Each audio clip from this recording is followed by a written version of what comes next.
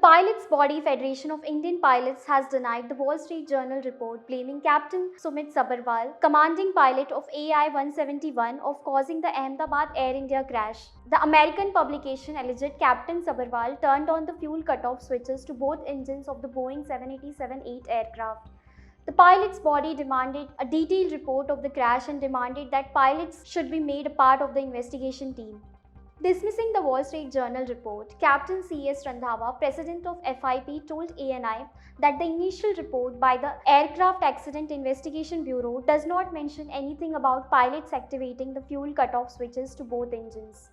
They are deliberately giving their own opinion, their own views from this AAIB report, while there is nothing like this in the report. So I very strongly condemn this report, Sabharwal said. Neither the report nor the Civil Aviation Minister has said that it was pilot error.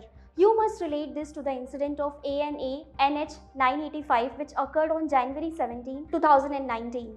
At the time of landing, when the pilot selected thrust reservoirs, both engines shut down without the pilot moving the fuel control switch.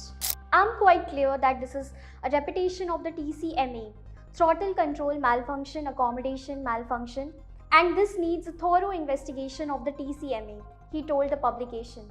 Saying Boeing has not issued any directive yet to check for TCMA malfunctions, FIP urged that the Civil Aviation Minister to reconstitute the probe body with pilots, engineers and air safety experts.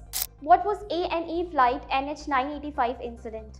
ANA is a Japanese airline. On January 17, 2019, ANA NH985 flight from Tokyo suffered dual engine failure on touchdown at Osaka. Both engines of the Boeing 787 aircraft shut down when pilot deployed thrust reversers. The aircraft had to be towed away after landing.